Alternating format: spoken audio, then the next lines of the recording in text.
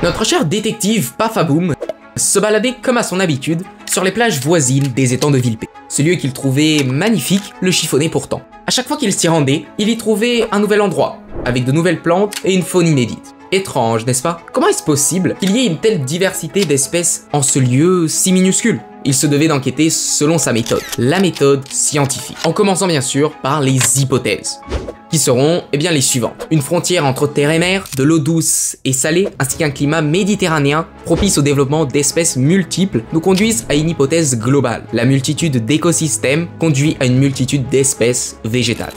Très bien, mais maintenant, il nous faut reconnaître et trouver ces écosystèmes. En 3 arguments, c'est assez? Allez, c'est parti. Première étape, les vues aériennes et terrestres. Leur étude nous montre qu'il y a bien plusieurs couleurs de sol, d'arbres et de plantes, aussi bien visibles d'en haut qu'au sol lorsque nous étions en exploration. Ainsi, il y a des modifications d'un milieu à un autre, donc des changements d'écosystème et donc des changements de flore. Ensuite, analysons plus en détail les plantes qui se trouvent sur le terrain. Nous avons pu en identifier certaines très différentes, et pourtant très rapprochés. Si nous prenons par exemple l'Oya commun et la canne de Provence, en observant les données du site Della Botanica, nous pouvons voir des différences au niveau des besoins. L'une a besoin d'humidité, l'autre d'un milieu plus sec et sablonneux.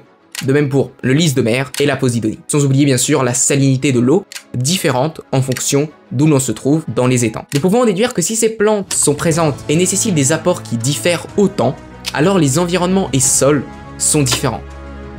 Et enfin, la montée progressive de la taille des plantes, passant des toutes petites sur les dunes aux grands pins non pas si loin que ça, est une autre piste.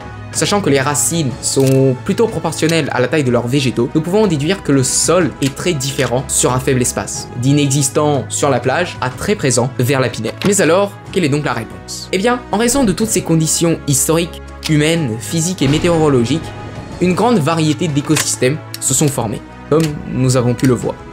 Et étant tous différents grâce au sol, eau, température, profondeur et vent, des plantes différentes s'y sont développées, constituant ainsi une grande biodiversité sur un espace de seulement 2,71 km².